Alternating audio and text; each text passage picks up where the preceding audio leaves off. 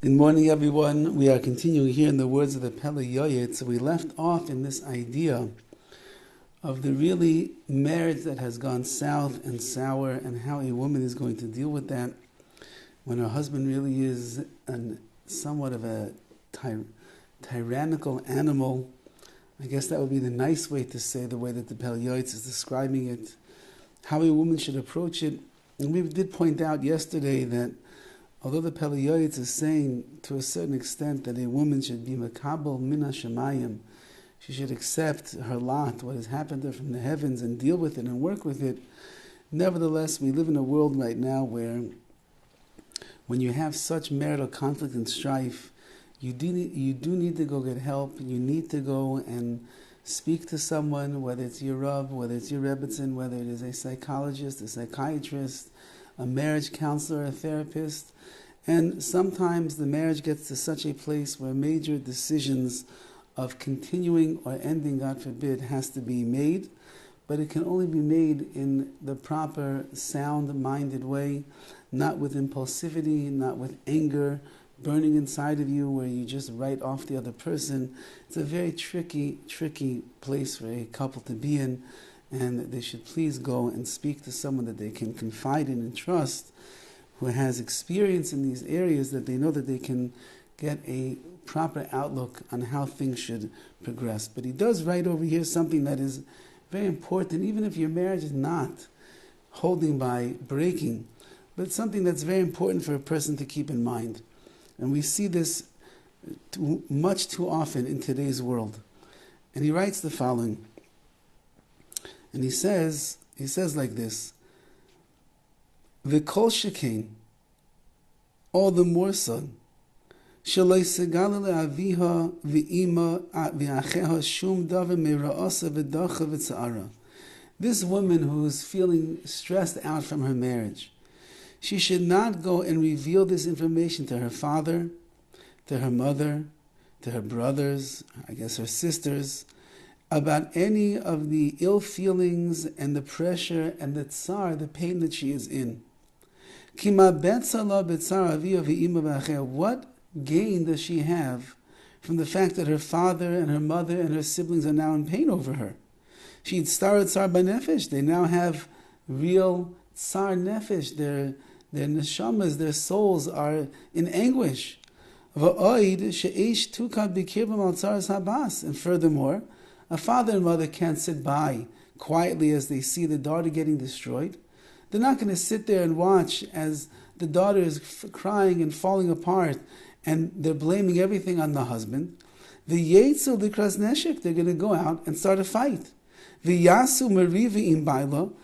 to create an argument, conflict with this woman's husband, until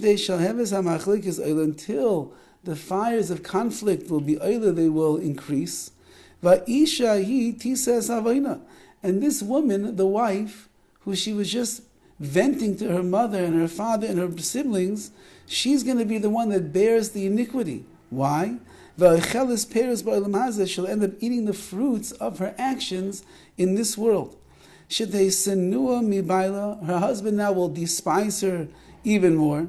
And he's going to even add on more damage to the relationship that there is already. Because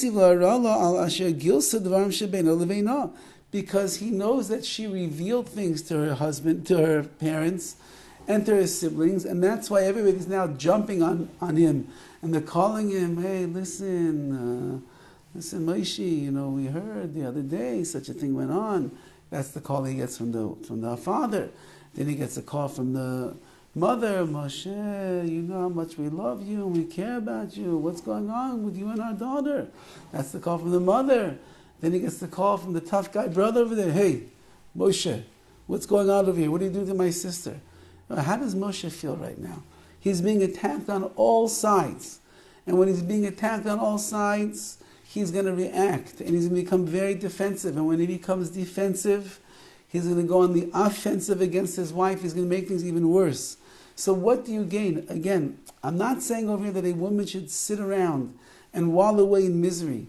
and she should have a miserable marriage, and her husband is driving her crazy and is not a nice guy, and he's cruel to her, and he's damaging her and maybe the children as well. Not saying that. But a wife has to be careful who she goes and she tells the information from. And I'll just bring it into more of a reality for hopefully the norm of what most of the people that are listening to where they're holding. Sometimes we have challenges in marriage. Sometimes a husband and a wife don't always get along. Whatever, there's a silly fight that takes place. It's all about covet, about honor, about respect. He doesn't understand her, she doesn't understand him. They're not sensitive to one another. And a machlek is some kind of an argument ensues. And you know how it is, the next day, everything by the man is fine. He goes back to work, he goes back to davening, he goes back to his friends. He's fine. The woman is harboring that anger inside of her heart. Happens to be she's going out to lunch that day with her mother. And as they're sitting there, the mother notices that her daughter looks a little bit down. And the mother says, honey, what's the matter? Oh, nothing, don't worry. No, come on, I'm your mother, you can tell me. Nothing, everything is fine. Are you sure? You look a little bit sad today. No, everything is fine. And then she begins to explain to her mother that yesterday we got in a fight, an argument. It's not the first time. He always does this, he always does that. And you end up speaking Lashon Hara about your husband. You end up venting to your mother. And your mother wants to be your protector as she has been since you were born. She wants to come to your aid. And so what is she going to do? She tells her husband. And now the mother tells her husband, your father. And now the father starts getting upset. And now the father and the mother both upset. And then they come and they start attacking your husband, the wife's husband over here. And it turns into a cyclical adventure over here of really something that ends up not being good. Too many people are involved, family members that are emotionally close to this woman. And therefore, if you have something that's bothering you, don't go to your mother, your father. Go to a confidant, go to a very dear friend who knows you and understands you and you feel is going to keep the information to themselves. Go to your Rav, go to your Rebbe and speak it out with your therapist. Who doesn't have therapists in today's world? Almost everybody has some kind of therapist they speak to once in a while. Speak it out with them. You feel that your husband needs help, needs marital counseling and the like. Work it out. Work it out between you the best that you possibly can. You'll save your marriage. Too many marriages have been destroyed because too many family members got their heads involved and they reared their opinions into somebody else's marriage. It's not your place. Your father, your mother, it's not really your place. It's not really. Support your children. Help them become mature adults. Give them some advice here and there, but don't try to break up a marriage. Don't try to destroy a marriage that is there because you're upset, because your child comes and complains to you and fetches to you that things are not going well. On the other hand, be a good parent. Stand off from the side. See what's going on over there. Encourage your daughter to get the help that she needs to make things better. Every marriage, to an extent, could work when it's possible. And the goal in life is to make it work, not to dissolve, not to break it, not to break up, to make marriage work. And that's really up to the couple themselves. So, Be'ez Hashem, whatever situation a person finds themselves in, make sure that whatever it is, you're always getting the help. And you're always getting the advice. And you're getting the support that is needed most. Have a wonderful day.